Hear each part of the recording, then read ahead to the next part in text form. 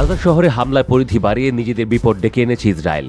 হামলার প্রতিশোধ হিসেবে ইসরায়েলের ইসদুত শহরে হামলা চালিয়েছে ফিলিস্তিনের প্রতিরোধ যোদ্ধারা।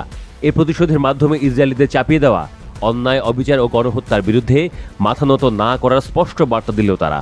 ইসরায়েলের হামলা যতই বাড়বে এর জবাব ততই প্রবল হবে বলেও জানান দিল হামাস যোদ্ধারা।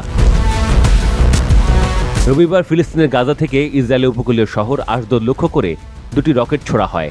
ইসরায়েলি গণমাধ্যমগুলো বলছে, গাজা থেকে রকেট ছোড়ার পর ইসরায়েলে সাইরেন বেজে ওঠে।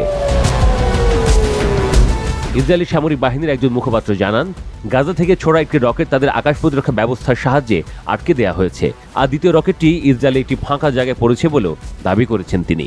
ইসরায়েলি সামরিক বাহিনীর ওই মুখপাত্রের মতে, এই হামলায় ইসরায়েলে কোনো ক্ষয়ক্ষতি এবং কোনো হতাহতের ঘটনা ঘটেনি। এর আগে সবশেষ 1 জুলাই ইসরায়েলি ভূখণ্ডে রকেট হামলা চালিয়েছিল প্রতিরোধ যোদ্ধারা। সেবার ইসরায়েলের নির ইজহাক ও মিফতাচিম বসতিতে রকেট ছুড়েছিল তারা। সাম্প্রতিক সময়ে ইসরায়েলি ভূখণ্ডে হামলার পরিবর্তে ইসরায়েলি সেনাদের বিরুদ্ধে প্রতিরোধ গড়ে তোলার দিকেই বেশি মনোযোগ দিচ্ছে হামাস ও অন্যান্য প্রতিরোধ যোদ্ধারা। টানা যুদ্ধের কারণে রসদের ঘাটতির ফলে ইসরায়েলি ভূখণ্ডে হামলা সীমিত করেছে তারা। সম্প্রতি তারা গাজা সিটিতে হামলা জোরদার করেছে ইসরায়েল।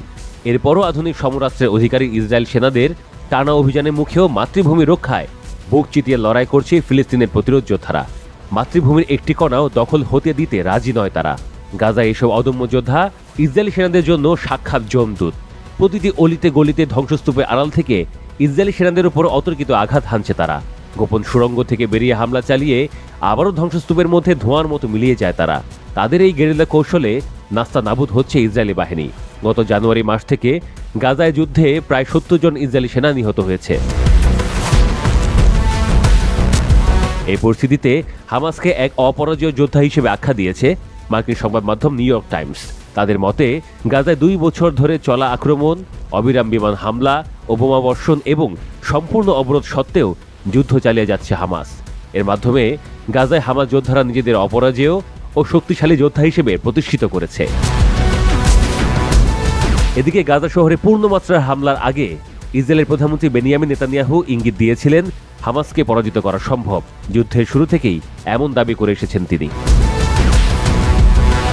সামরিক বিশ্লেষকরা বলছেন, গাজা শহরে পূর্ণমাত্রা হামলা চালিয়েও হামাসকে দমন করা একেবারে সহজ নয়। তাদের মতে, যখন ইসরায়েলি বাহিনী গাজা শহরের দিকে এগোবে ততক্ষণে হামাসের যোদ্ধারা গাজার অন্য এলাকায় ছড়িয়ে পড়বে। এই পরিস্থিতিতে হামাসকে দমন করা ইসরায়েলি সেনাদের জন্য আরও কঠিন হবে বলেও সতর্ক করেছেন সামরিক বিশ্লেষকরা।